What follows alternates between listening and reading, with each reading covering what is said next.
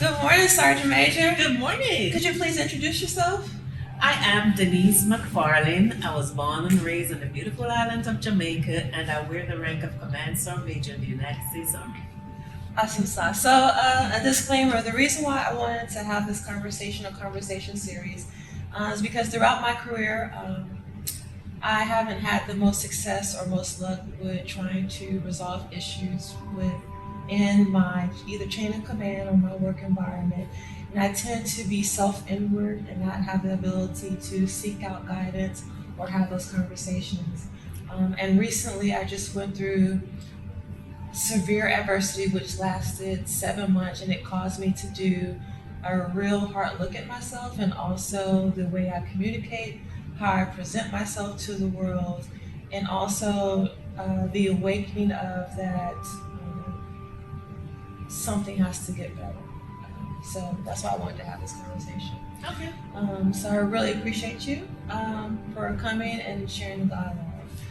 And I wanted to get your thoughts on the perception or the term angry black woman. If you have ever encountered that, or if you ever seen that, if you could just share your thoughts about what you think that term means. Thanks for the invite, first and foremost. Unfortunately, I am more the always smiling person, so I've never been viewed as an angry black woman, but I've heard the term used. I've been accused of smiling too much, so I don't take soldiers' comments seriously, so I'm like the opposite. But I've heard the term over and over, the angry black woman, and I have one soldier that just verbalized to me the issue she was going through because she was seen as an angry black woman in the situation to where she actually almost quit the military based on what they perceived of her. Now, I've worked with a soldier, I've not seen that part of the soldier, but that does not mean that someone else have not seen it. So I'm not saying she's completely clear, but what I'm saying is perception is someone's reality. And if I perceive you as angry, it could be some misunderstanding. It could be that heat of the moment action of something that you did that caused me to say, okay, Sergeant Thomas, for example, is an angry black woman. But it's not necessarily that Sergeant Thomas is an angry black woman. What it is the situation at the time brought anger out of Sergeant Thomas. So then would you say that's just a misconception or an excuse that we use to that when we get angry or direct, and it doesn't go our way, to use it as an excuse to say, well, people just perceive me as that? It could be, because even though I don't identify as an angry black woman, someone can perceive me as an angry black woman because, again, it could be from where I'm from. I'm loud at times. I don't yell, but sometimes I emphasize my voice, which is a big difference in my opinion. But at that moment, depending on the look of my face, if a moment that I'm not smiling, I'm stern, then I can be perceived as an angry black woman. But it's not an excuse for us to step on others or to yell out of context, because we can just brush it off as, oh, I'm just being angry, or I'm just an angry black woman. Very good. Can you give an instance where you had to settle a conflict between two individuals? Yes. So the way I settle conflicts between individuals might be a little bit different from the norm. But what I do, I brought both soldiers in, separately of course, and I get their opinions separately. Then I brought them in together. When they're together, I'm just a mediator in the room. I'm just here to facilitate the conversation. And if they're talking to me, I'll say, don't tell me, tell her. She's the one that you have the conflict with, not me. I'm just here to ensure that you both speak to each other, whether it's through a miscommunication or gossiping in the workplace that led to the conflict. This is the time to resolve it, because once I open that door and you walk through that door, it's business as usual. And this is my expectation of you. So that's my way of resolving conflict between individuals. Talking to them separately and not bringing them together solves nothing. You have to bring them together, because sometimes it's language barrier, it's gossiping, it's miscommunication. There's a plethora of things that can go wrong that cause a conflict, unnecessary conflict in my opinion.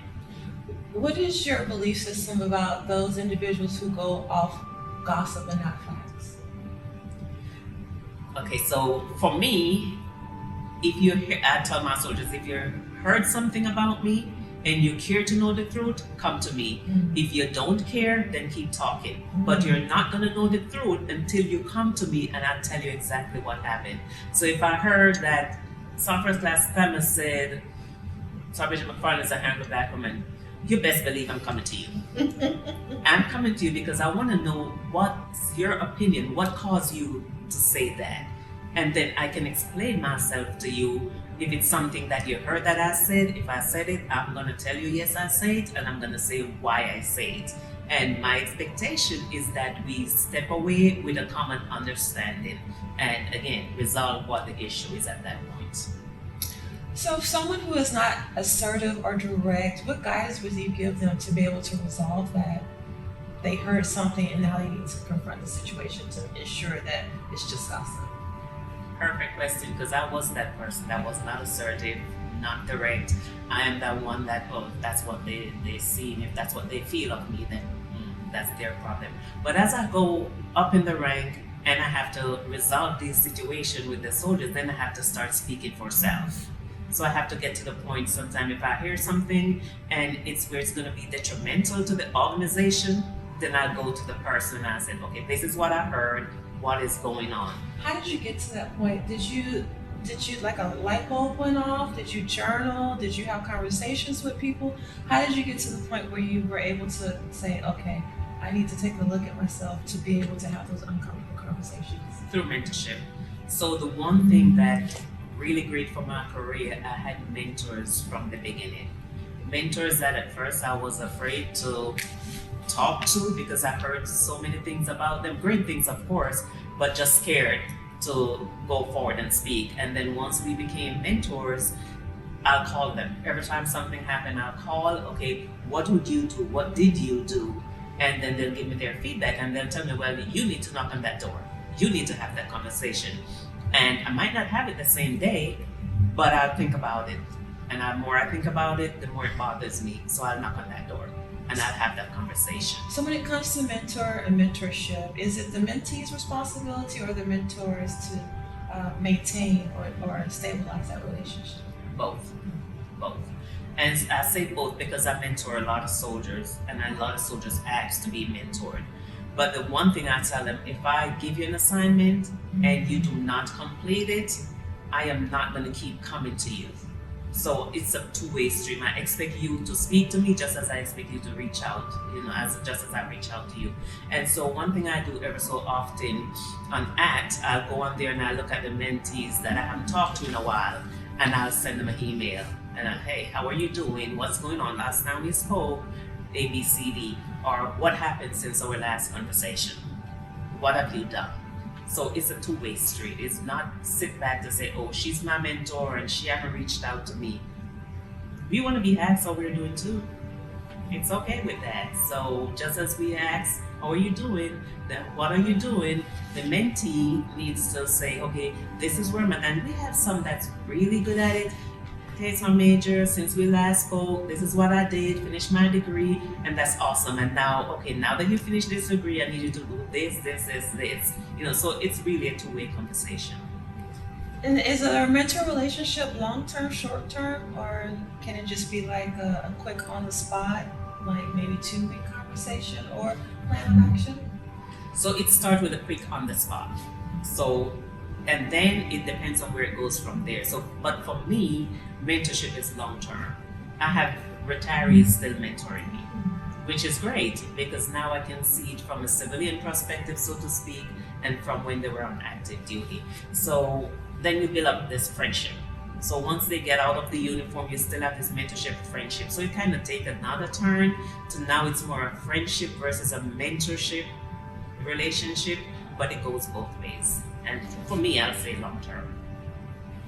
Are there any times where you had to resolve conflict with a superior or a raider? Yes. So one specific instance was through an NCOER, which today I still think I was in the right because it was regulatory guidance. And no one told me not to print the regulation and take it to my superior, but I did. And so at the end of the day, the conflict was resolved, but what it took to get to that resolution, in my opinion, was unnecessary because it was me being caught in between things that I had no idea of what was going on. And that almost led to me ending my career in the military. Had it not been for my CSM at the time that said, I heard what's going on, I want to help, I don't want to lose you, what can I do? To which I respond, take me as far as possible from this organization, and hence here I am today. So can we touch on that a little bit? Because I think a lot of us don't have those conversations where we have our peers and then we're either with our peers, below our peers, or above our peers. And sometimes a peer can look at you and for whatever reason wants to take you down. And then they'll have like backdoor conversations about you or try to portray you in a way that meets their agenda. What advice would you give to someone who came to you and was like, well, I know Staff Sergeant Hightower or High Speed is saying these things, but I don't know how to combat what they're saying? So I have a real good example of that. So coming out of seat at one organization, I select my interim replacement. The pair of the interim did not think that that person was suitable for the job. They wanted that opportunity. So they went to the command and they voiced their opinion. And so at that point, I brought the other person and I told them, I selected you. However, your peer, so-and-so, decided that you are not fit. So you are not getting the job because the final decision is the commander, right? And it was an interim position. Needless to say, that could have caused a conflict in the organization. A conflict I was willing to discuss and to dig deeper in, because if the pair who are friends bringing stuff to the commander behind his back, then I'm willing to bring it forward. And I brought them both in. But again, like I said, I developed this confidence over a period of time. So I brought them both in and I told them together, this is who I selected, this is who the commander selected. I wish both of you nothing but the best. So sometimes you have to confront your peers. You have to have that conversation and you have to be prepared because you have no idea what direction it's going to go. But you have to have honest conversation or you're going to go home with stress while the peer probably don't even know that you're stressing about something you're stressing about. Undue stress for no reason. Are there any times where you had conflict? I already asked that, I'm sorry. Can you give an example of when you had to overcome a complex challenge or challenges? I cannot think of a major challenge that I had. One thing I can probably go back to was being placed in an assignment and was asking to be removed from that assignment for reasons with the family. And I was told if they had to use the MPs to get me to the airport, I was going on that assignment. And how did you respond to that? And my response was, Roger. But I'm a praying person. And I know when I went to my bishop and I said, sir, this is what's going on. And he looked me in the eye and said, daughter, you're not going on that assignment. And I said, I received it. But I received it still not knowing what was going to happen. And I did not went on the assignment because I put it in the hands of God, and it so happened that other things came up. Didn't went on the assignment. The leader still was not pleased. So the other assignment came up, and again, I said, I cannot do this assignment, and this is the reason why, EFMP, all the other things that was going on. And he said, you're going, roger that. And again, I couldn't go, so I didn't go. But it takes a lot. It's a lot of stress, both on the family, on myself at that point. The only good thing is, like I said, I'm a praying person and I'm always smiling. I smile through every adversity. So there is nothing that can really break my smile. So that for me and my strong will was what brought me through that situation. But just the thought of sitting there and seeing leaders helping others, but then telling me they're going to use the MP to take me to the airport, it's like, wow, maybe this is not for me. How would you coach somebody through that situation where they feel as though their situation is dire and they're about to give up before they can reach that resolution? That's amazing, because I actually gave up. I gave up. And that tied into the prior one experience that I said I was going to get out of the military. At that point, my impression is leaders don't care, because if I'm having a family situation that doesn't, I'm not saying I can't move, I'm saying I just can't go to this location right now, and this is why, but I'm willing to go wherever I can get this care. I'm okay with it. So at that point, to me, leaders don't care. And what am I doing with my life? Am I going to be miserable for the rest of my life just trying to please others that really don't care? So unfortunately, at that time, I had more of a taking care of self attitude at that point, because it's now, okay, nobody cares about me, nobody cares about my family, so this is what I'm gonna have to do for me and family. But again, the rescue was that CSM that heard everything that was going on to include this situation, same leader, same place, and intervene. The challenge we have now is not being fair, with soldiers, and just be hoping in the communication. If I can't assist you, I cannot assist you, and this is why. But I will do everything within my power to help a soldier to get to wherever they need to be, if it's the best thing for the Army and for the family. Because we people first initiative, unfortunately, wasn't said then, but it is still the same concept. Taking care of family, taking care of soldiers. You take care of your soldier, you took care of the family in the process. Very good. So with your directness, do you feel or do you perceive that sometimes people can take that or misconstrue that as being unprofessional? I'm pretty sure sometimes. Do you? And I wouldn't say that I don't care that they do, because as long as they understand why I'm being the way I am, which I believe in the why. I will explain all day long. If I say do something, I'm going to say this is why. Unfortunately, that's what we're gone away from. So if I'm always, okay, tell the soldier why. So if I'm direct and I tell you why, then if you still don't understand, then sorry. We're just gonna have to move on and get beyond that point and do what's best for the organization at that point. When do you think being direct becomes disrespectful? I don't think it can ever be disrespectful.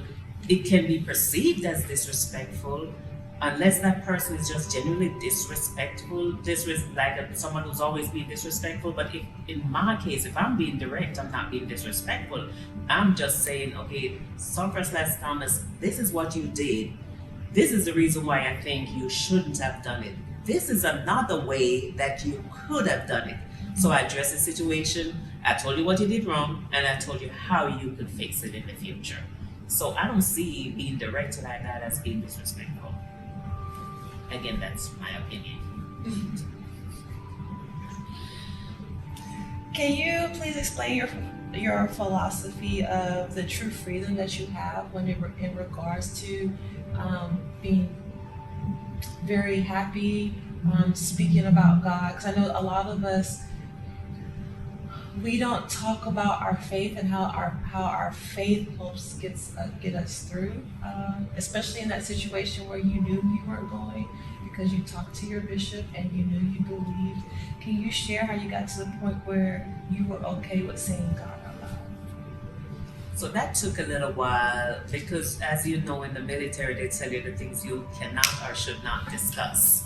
So the way I did that, I have things on my desk that you can see that, okay, like the Maxwell Bible. the Maxwell Bible of Leadership. It's leadership, but it's biblical. So that's displayed on my desk. And I tell everyone the way to start a conversation is when you walk in someone's office, whatever is displayed, that's what's important to them. So if you see my Maxwell Bible Leadership, there's always a Bible quote at the bottom of whatever John C. Maxwell have to say. So that's a conversation starter. Or if I see someone like outside of uniform at an event, church event, whatever the situation is, then I know this person in the organization believes in God. So I'm comfortable in having that conversation when I'm in the hallway coming through the gate. I'll say, have a blessed day. So if I say to someone, have a blessed day, I look for the expression, and I know whether or not I can open that conversation with them.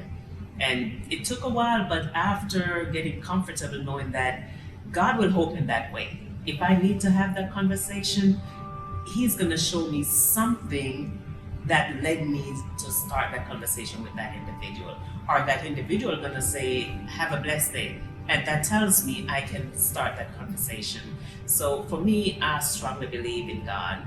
I pray, I put Him first. Every day I wake up every morning, I have a podcast that I listen to. Today's Word, 6 o'clock every morning. Even when I'm working out, I'm listening to today's Word because I just have to start my day right. And I get to the parking lot and I still don't feel like it's time to walk in. I finish up with my music and I just let God take over from there. So that led to why I probably don't have a lot of conflict. I don't have a lot of issues going on because I set the stage for conversations that I'm going to have. And for example, soldiers around you, they'll pick up on things. I had one in my office most recently and he used the F word. And all I said was, I don't curse. Just like that, I said, I don't curse. I didn't say you cannot curse in this office. I said, I don't curse. And his response was, thank you, CSM. I appreciate the way you addressed that. You didn't tell me get out. You didn't yell at me for cursing. You just simply said, I don't curse. And I received that. So there's a lot of ways you can get to your head state without being disrespectful. I know that was a lot. No, I appreciate that. So how would you guide someone to get there? Because not everyone, one, is self-aware, two, has the ability to find a way or resources to make themselves better or want to be better. And then just a lot of us can't find or seek out those people to make us better. So I appreciate that. So how would you guide someone? Okay, I call you up and I'm like, Sergeant Major, I want to become a better human being, but I don't know how to become a better human being, and I don't know how to stop attracting negative situations to my space. I keep finding myself in trouble all the time, and I'm just at a point where I just want it to stop. So how would you guide me in that? And also to caveat or to add to that, how can I be better with my coworkers so that they know that I'm on a journey without verbally saying I'm on that journey? Okay, so that's a lot, and I'm gonna address each section. So first, if you find yourself in those negative situations, or even with your coworker, are you listening to understand and are you listening to respond? Because a lot of times we listen to respond, and if I'm listening to you to respond, I'm looking at you, perceive as I'm paying attention. But in my head, I'm building my answer and I can wait for you to stop talking so I can get my answer out. Listening to understand versus listening to respond. That's a big theme of mine. And the next thing is, while you're if you're having negative issues or you're just not in that space where you're comfortable, then my question to you is, what is bothering you? Because until I know what is truly bothering you, then I cannot provide that guidance for you. Because I'm going to talk about family when it's not family. I'm going to talk about your superior when it's your peers. So until I know what is bothering you and what are your goals, what are your end state, what are you trying to achieve, and then we can develop a plan as how to achieve it. Maybe it's I need to listen more. Maybe it's I need to talk more. Maybe it's I just need to be away from certain circumstances that I know is going to cause me to say things. And I'll give you a perfect example. I'm not big at chewing gums. But if I'm going into a meeting that I'm anticipating something to happen, I'm chewing a piece of gum. And I use that piece of gum to clench. So every time I want to say something, I'll bite down on that gum. So, and that's just little things that I use for me that avoid me from doing things or saying things that I go back and repeat in my head, because I replay conversation all the time. And I think about, okay, I should have said this, or I shouldn't have said this, or I should have done this, or I shouldn't have done this. If you're not replaying those conversations to make yourself better, then it's pointless to replay those conversations in your head. So when you find yourself in certain situation, think through the process. Okay, I am here, I should be here. Do I want to politely walk away, or do I just sit and close my mouth with a smile? So it all depends on what the situation is, what you hope to achieve, and then we're going to work on how we're going to get there. So what does that education look like? Should someone be reading books? Should someone be journaling? Should someone seek out a mentor? Should it just be a whole bunch of self-reflection? Should it be watching YouTube videos? I personally don't journal. I don't watch a lot of YouTube videos unless somebody finds something funny and send it to me. Then I watch it. But I read. So I do a lot of reading. I'm active in the church. I do stuff. I'm busy like the Audie Murphy. I do stuff when I can. The NCOA. So I keep myself busy because, like they said, the devil find work for idlers. So idle minds is also another thing. So if I'm sitting on an appointment, you might see me with a book, or you might see me reading on my phone. I'm always doing something, because when you're not, then you're thinking. And are you doing constructive thinking? Are you doing thinking to even tear yourself down? Because you might be thinking of a conversation you had yesterday. That person is gone. Now, are you thinking about that conversation to try to make sure the next person you have that conversation it's a better outcome? Are you thinking about the negative and what the negative things you should have said versus the positive things? So it's a mind game sometimes. So I recommend reading. Or what do you like? Do you like coloring? I color. A lot of times I'm at home, I just color. My daughter just introduced me to this new type of color, and it's like little gems that you stick on the picture. It's real cute. So, but she knows I color, so she just introduced me to that. So find something that keeps you happy, that when you're doing it, your mind is just clear. You're in that moment. Mindfulness videos. I do mindfulness a lot. So UCLA have a app, VA have an app, and mindfulness. And I do mindfulness a lot, because the problem we have is connecting with our inner self. We are so caught up in the moment, we're not connecting with self. We're connected with everything that's going on around us. But those mindfulness apps, when you find yourself in that situation, you just quickly bring it up on your phone, 5 minutes, 2 minutes of mindfulness, reaching the inner you. And that will help you to be a better person. It helps me. So I think that will help. So can we go holistic for a moment? Sure. Because I truly believe in the higher power, and it wasn't until I had a specific adversity or conflict, and it lasted about, I would say, 7 months, where I truly had to walk in faith, truly surrender and give. What would you say to someone who is going through their adversity, they're walking in their faith and whatever they believe, whether it's God, the universe, the light, or whatever you want to call it, and they've reached a point where they still believe, but they're tired, they're treading water, and they're like, I want to give up. But you know in your heart that if they continue to believe, that all will be well. Because we all know all will be well, regardless of what we go through.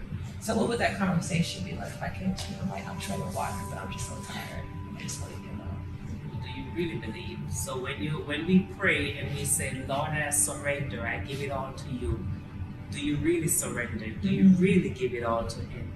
Are you giving it, but you're holding back because you're going back? You say you leave it at the altar, but you get in the car and you're calling a friend to talk about it. You did not leave it at the altar.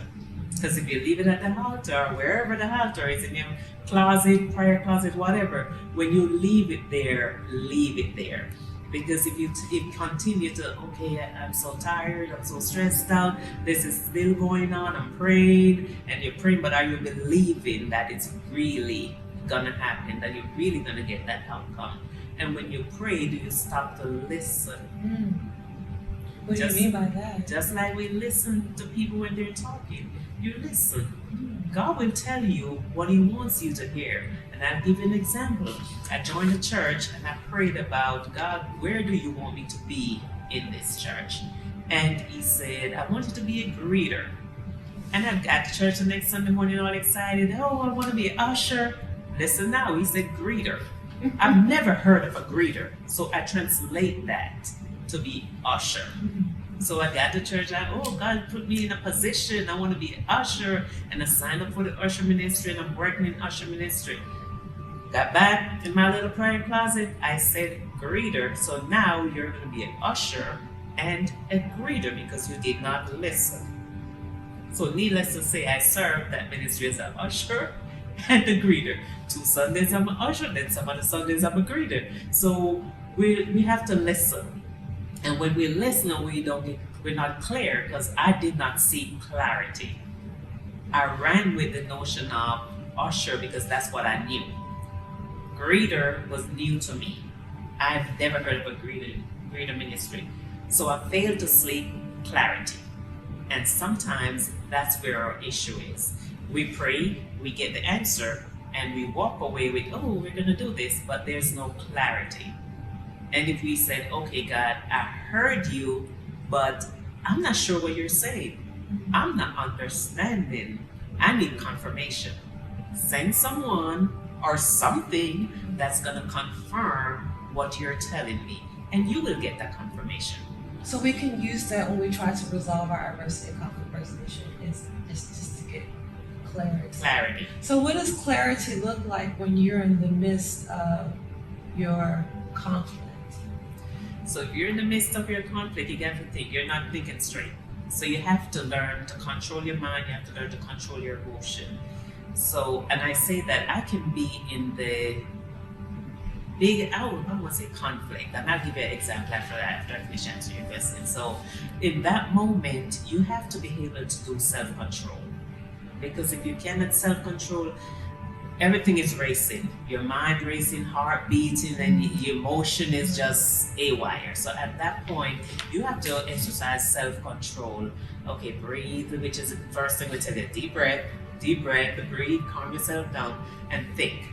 Because until you're calm, you can't think, right? So I'll go back to a certain installation. I don't know if you're going to be able to cut this one out or not, but we had an sensitive item missing, and I was smiling. And as the leader in the organization, they couldn't understand why I was smiling. First, I have faith in God that we're going to find this item. That's number one.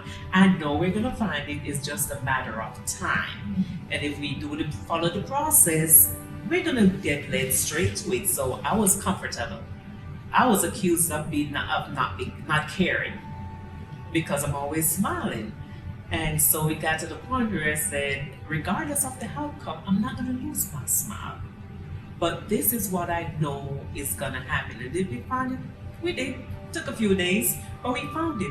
But I was in that comfortable place knowing that, okay, God, you're just going to have to lead me to this because you know what the outcome is going to be. And I know that's not what your plan is for my life. So even though I wasn't the one that literally lost it, I'm a leader in the organization, right? And we know how the Army operates.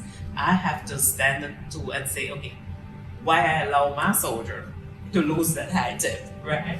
So, and I tell the soldier over and over, hey, calm down, relax, we're gonna find it. It's easy for you to say, yes it is, because I know that we're gonna find it. But too often at the heat of the moment, we don't stop to think. We don't take that step back to say, okay, what happened? Step by step. What could I have done differently? And now that we resolve is, how am I gonna approach the next situation?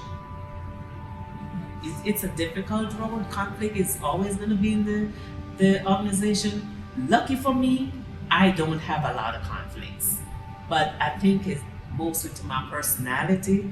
Credit to God for always bringing stuff to Him, placing it in His hands, and said, "It's yours. You fight that battle." Very good. So now I'm going to ask some conclusion questions. Leadership is essential. In your own words, how would you define it, and how do you apply it? How do I define leadership? So we have leaders and we have managers. And I let leaders lead and I let managers manage, because we have to identify strengths and weaknesses, and then we help to build on that weakness. So for me, a leader is someone that you don't wait to be told to do something. But on the flip side of that, the manager manage an organization to where they still cross over in that leadership role, and leaders still cross over in that manager role. But you can define the two, or you can separate the two, because the leader is always there, not necessarily out front shining, but they ensure that their subordinate is out front. They ensure that they give their subordinate the tool that they need. They ensure that everything does not reflect on them, but it reflects on the organization. To me, that's a leader. And taking care of soldiers, as we are all soldiers, taking care of soldiers, leading them in the right direction, guiding them, not be afraid to call parents for good and bad. Hey, Mrs. Thomas, did you know that your daughter just won the Soldier Month board? That's leadership. The soldiers left home. Parents don't have a clue what they're doing sometimes. Or, hey, call mom. Tell mom what trouble you just got into. Leadership. So we like to use the book definition of leadership, but we have to think outside the box. We have to be creative as leaders to reach the soldiers. And don't forget about the family, because we have to provide that guidance to the family too. We have to provide that leadership, mentorship to the soldiers, leadership to both soldier and family members. Do you think it's important to be a good follower as well? Of course, you cannot be a good leader without being a good follower. You have to be able to follow in order to lead. So far in your Army career, what might be some actions or non-actions you regret? Actions or not actions I regret?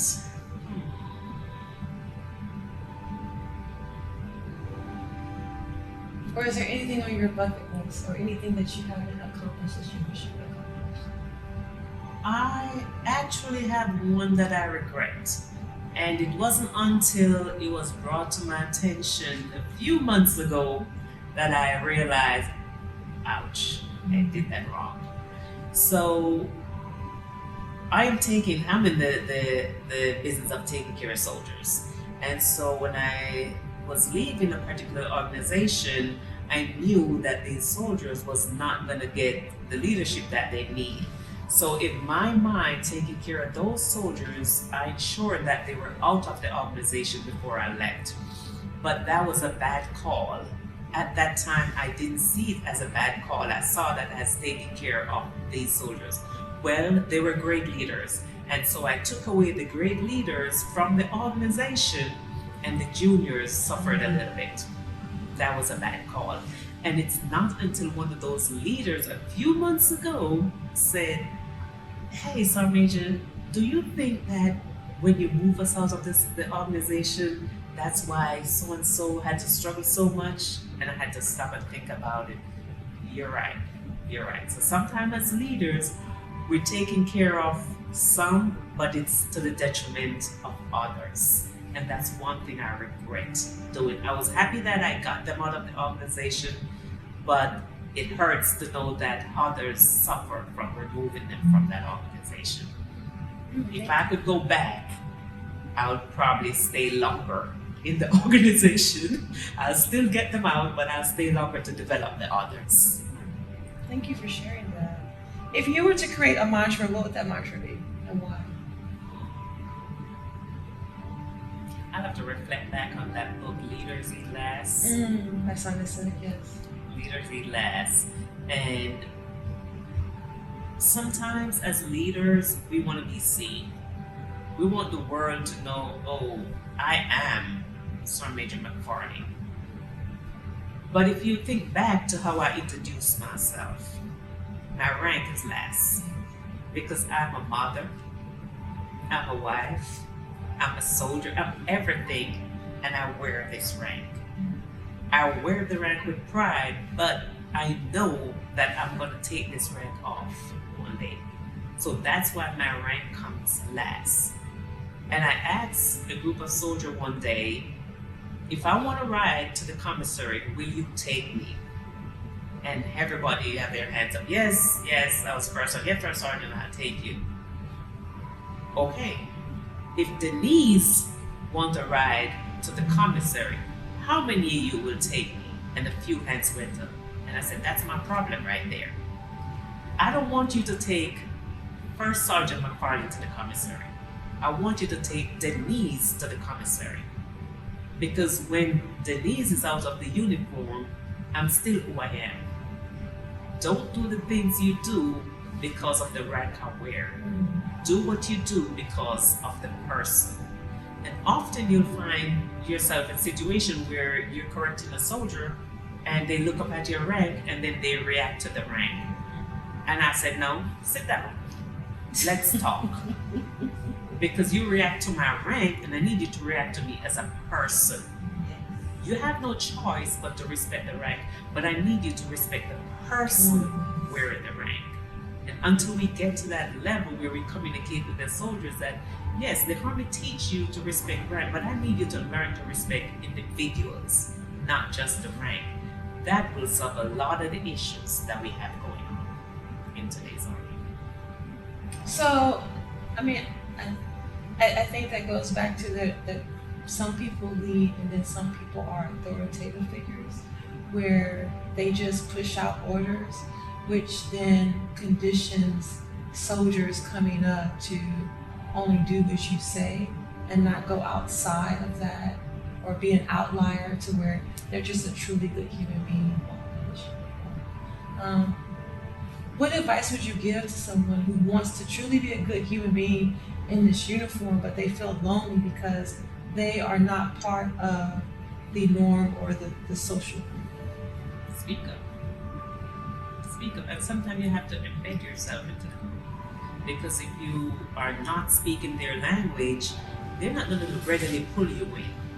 So I don't drink, I don't curse. There's a lot of stuff I don't do, right? Go out with the group, hang out and stuff like that.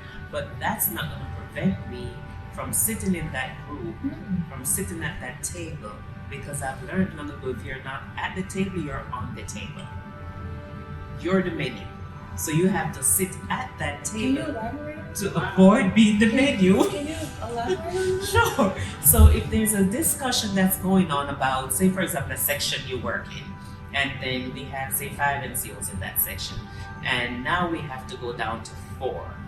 If 4 of those NCOs is sitting at that table when the decision is made, the one that's not at the table is more than likely going to be the one that's not going to be in that group any longer. That's the one that's we're going to find another job for. And it could be that that's not the right person that needs to go, but that person was not at the table, so they're the menu, they get chopped, right? So I always say to the soldier, be at that table. Do not give your seat up at that table. If given a seat at the table, be there, join the discussion, bring value to the conversation. Don't just be at the table as well. Bring value to the conversation. If you don't know, research. Come back the next time, be prepared. Hey, what's the discussion next week for the meeting? Do you have anything? And you do your research.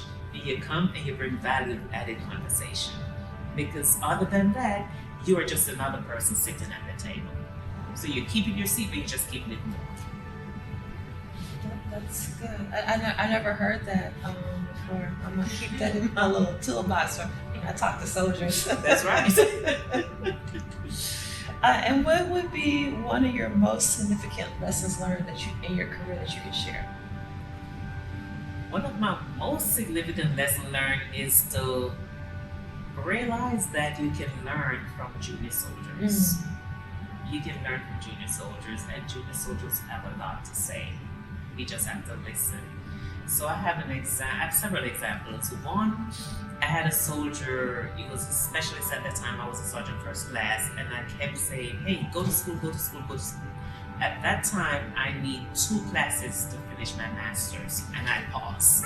And the soldier, E4, looked at me and said, "Sergeant Man, if you finish your 2 class, I will go to school." Some might perceive that as being disrespectful, right? Because of the rank. To me, that was challenge accepted, right? So to me, that was not disrespectful at all. That's like, okay, I'm telling the soldier to go to school, but yet they are all aware because I told him I have 2 more classes and then finish my master's, but I'm not doing anything. But I'm pounding you, go to school, go to school. I'm telling you all the reason why school is important, but I'm failing to finish mine. And I took the challenge on, and I finished my master's, he finishes associates, right? Then go back to the dental world. When I came in the Army, we had the dark room where you develop your x-ray, you shake it in the water, and if the light comes in, your x-ray spoiled. Then, fast forward to now we have digital x-ray. I'm no longer in AIT, 10 years in the Army now. So, who is best to teach me? The junior coming out of AIT. I have to learn how to be humble. I could have learned otherwise. I could have said, "Hey, send me TDY to San Antonio." Why would I want to do that? I have juniors coming out of school that have the latest and the greatest experience. Come here, so-and-so. Show me how to run this machine. But it takes humility. Leaders have to be humble to know that you can learn from anyone. You're teaching them and you're learning from them at the same time. So humility, empathy will bring us a long way. Oh, thank you so much, Sergeant Major. I really appreciate your time. This was a great conversation. Thank you. Thank you. You have to have heart to want to go through the process.